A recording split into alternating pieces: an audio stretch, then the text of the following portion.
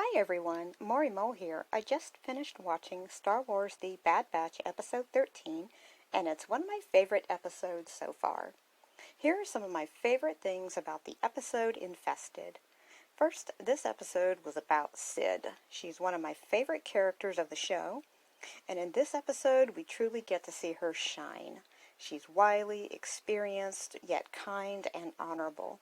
This episode even shows more of how she is a positive mentor for Omega and fills the role of the wise woman. While Omega's brothers are less trusting and caring for Cid, Omega knows Cid is a friend and deserves their help.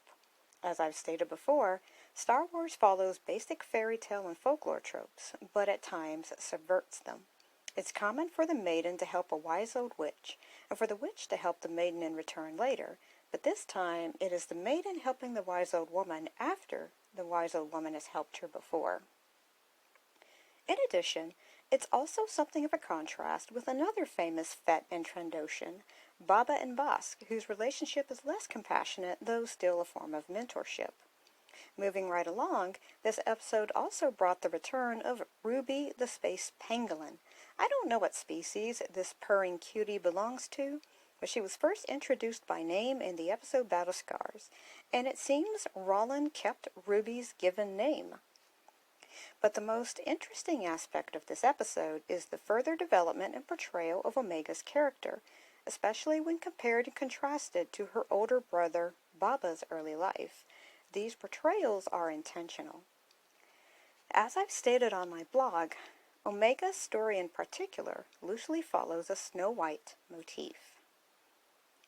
The Snow White story structure, in a Jungian perspective, separates Snow White's life into two parts. One is of her life with the dwarves/misfits/knights, who are her brothers and sometimes son-like figures, and then into the second part of her life, which she finds her prince, or is awakened by her prince, rather.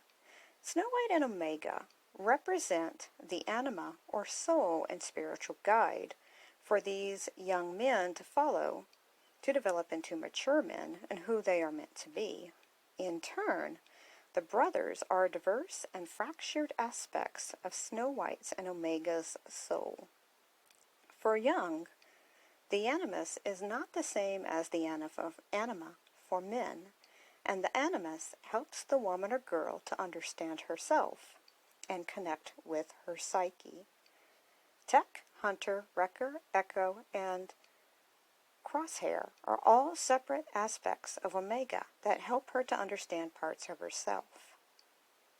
This means the second part of Omega's story will be her meeting with the unified Animus that complements her. I think this is clearly meant to be Boba Fett. He is her truest brother in being an unaltered clone of Jango Fett, and in the Snow White tale, he is symbolically the prince. For this Star Wars tale, the prince/Animus is going to be the figure she meets at some point, in which her initiation into adulthood and integration with the self will occur. The relationship with her Bad Batch brothers will prepare her and help her to grow and become an integrated woman in her own right, before she encounters Boba Fett, who will be the truest integrated form of her Animus. In this episode, we get this wonderful moment where Omega talks with the criminal Rollin Durant. She's intrigued that his mother was also a criminal, and I'm curious as to how much Omega knows of her own brother Baba and his father Jango, who are certainly criminals. Omega feels compassion for Rollin, telling Hunter and the Pikes that Rollin simply made a mistake, and I feel this is definitely foreshadowing for both Crosshair, who Omega still believes in, and Boba Fett as well. And I'd like to point out that both Omega and Baba are foils of one another. We see Omega's compassion in truckloads, but it's important to remember that Baba did not start his life as a ruthless, murderous boy. Indeed, the Clone Wars make several points of showing his pain at the idea of his clone brothers being harmed. He cannot bring himself to kill one of the clone men at Aurra Sing's behest. And note that Aurra Sing is a dark mother/mentor figure for Boba Fett. She encourages the worst in him, despite his true feelings, and she ultimately abandons him. Boba is in such shock and pain that Aurra abandons him. It's all he can talk about for a moment.